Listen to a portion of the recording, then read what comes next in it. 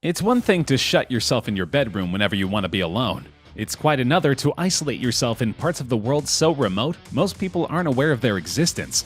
Let's learn about the 5 most remote locations on Earth for the next time you truly want to get away. No matter how big you think the Pacific Ocean is, we can tell you it's much bigger than that.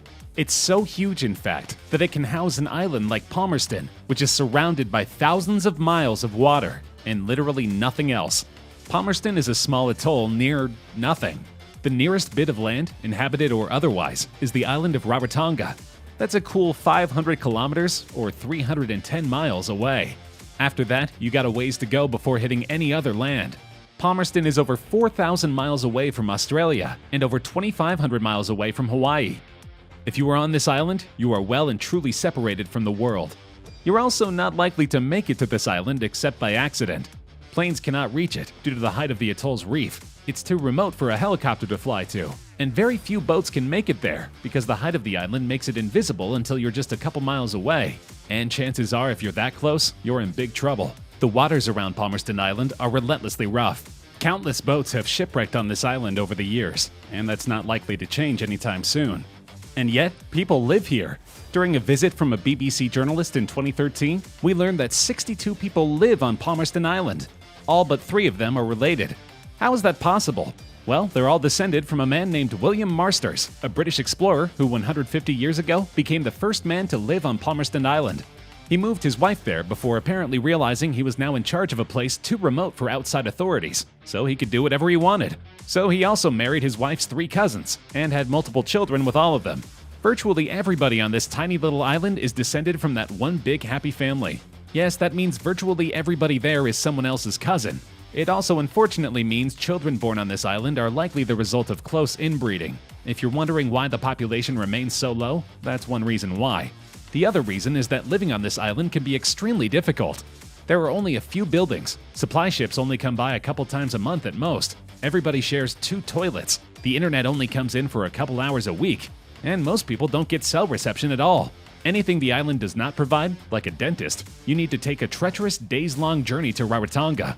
If nobody on Rarotonga is planning to sail back anytime soon, you might be waiting there for months before getting the chance to return home. Chances are you'll decide to just stay in Rarotonga at that point. It's probably better that way. Were you aware there's a small village tucked deep within the Grand Canyon? And we do mean deep. Supai Village has been officially designated by the U.S. Department of Agriculture as the most remote settlement in the continental United States. How remote? For starters, there's no road to the village. The nearest road ends about 8 miles before the settlement begins. If you want to go any further, you'll likely have to walk there. If you're lucky, you might be able to travel there via horseback or mule. If you're wealthy enough, a helicopter might bring you there. But no matter who you are, driving there is out of the question. This includes official business. Like every other town or settlement, Supai Village gets mail deliveries. But since mail trucks can't exactly make it there, all mail deliveries come to Supai via mule. Yes, just like in the olden days, a little pack mule will amble over to Supai and deliver the mail. And by mail, we usually mean food. Being in the middle of the desert with no way to just stock up at the nearest food lion, Supai Village's only hope of sustenance is when the mules arrive. Currently, about 200 members of the 650 Havasupai Native Americans live here. That's despite there not being much to do there. The tiny settlement sports a single lodge, a convenience store, a cafe, and that's mostly it. You can't camp in the village, nor can you drink alcohol, use drugs of any kind, or carry firearms. The Havasupai are peaceful, private, and uninterested in providing entertainment for random tourists. Still, if you're looking for an interesting destination after your 8-mile hike, consider Supai Village. Just remember you've got another 8 miles to walk back before rejoining civilization. Sandwiched smack dab in the middle of the Atlantic Ocean lies a tiny island called Tristan da Cunha. Roughly 250 people call this place, the most remote island in the world, home. This despite it literally being nowhere close to anything. Street signs on the island point to locations thousands of miles away, because there's nothing else to point to. The closest bit of civilization is Cape Town, South Africa, and you'll need to travel 1,743 miles to get there. If you wish to do so, prepare to be at sea for an entire week. Of the many things Tristan da Cunha does not have, an airport and helicopter landing pad are 2 of them. What else does this island not have? Pretty much anything you might consider a creature comfort. You will find 0 restaurants or hotels, a whopping one road, and electricity supplied entirely by diesel generators. So if you wish to hop on the internet and complain about how boring Tristan da Cunha is, you'll almost certainly have to wait until you leave. Don't worry, there is a grocery store. However, if you're the type who expects your grocery store shelves to be loaded with goods all the time, you're in for a rude awakening. Due to its remoteness, the store must place orders several months in advance. That way, fishing vessels from Great Britain can make their way down to the island with the stock. That alone can take forever, but if the weather is nasty, then it might take even longer for those vessels to land. In other words, don't eat all your cornflakes in one day. You might not see another box for a long time. Also, there's an active volcano. You might want to consider that before planning your trip. It doesn't erupt all the time, but it has done so in recent memory. In 1961, a mountain blew its top and sent everyone on the island scurrying to England to wait it out. It took over 2 years for geologists to be able to get to the island and declare it fit for living once again.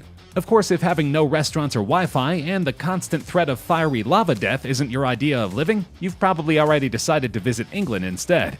We can't say we blame you. The tiny town of Utqiagvik is among the most fascinating settlements in the United States. It's also one of the coldest, darkest, and most disorienting. Located at the northern tip of Alaska, just 300 miles from the Arctic Circle, Utqiagvik is the northernmost inhabited area in the entire United States.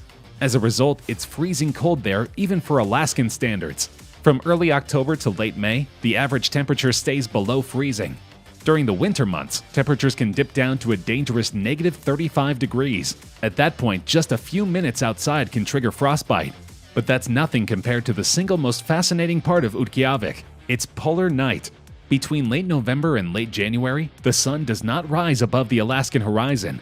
It simply sets one night and does not rise for another 65 days. Even for the hardened locals, living in 2 months of near total blackness can be psychologically damaging. Depression and even suicides are tragically common during these polar nights. On the other hand, the sun does not dip below the horizon for around 80 days starting in mid-May. That too can be jarring, as without the promise of a day and night, people get dreadfully confused. It's not unheard of for locals to call the police department simply to ask what day it is. If you're wondering why the locals don't just move somewhere else, it's largely because they can't. There are no roads around this town at all, and the only way to get in or out is by airplane. Unless you can afford a ticket whenever you want, you're likely stuck in Utqiagvik once you're there. If that happens, you would best save your money. Virtually all food has to be imported from far away and delivered by plane. As a result, the prices of everything are, to use a scientific term, cray-cray. Bottles of juice can cost up to $10. Boxes of cereal can run $7 or $8 a pop. And one local restaurant charges well over $20 for a plate of wings. All of this, of course, presumes the food survives long enough to make it on the shelf. In some cases, the freezing temperatures destroy the food on the way to the store. The store owner then has to eat that cost, and the convenient form of making the edible food even more expensive. Only go to La Rinconada if you absolutely want to. It's not a tourist destination by any stretch of the imagination. This town sits 5,100 meters, or 3.2 miles above sea level, making it the highest permanent settlement on Earth. But it is not a peaceful exotic mountain getaway. Rather, it is a gold miner's dream, due to the continuous prospect of gold in the surrounding mountains. Or rather, it's a gold mining corporation's dream. The workers probably like it far less. Currently, the mine is owned by Corporación Ananea, who hires out subcontractors to get miners into the mines. These subcontractors do so by luring people in with the following promise. You mine for 30 days without pay. Then, on day 31, you can take home as much raw ore as you can carry.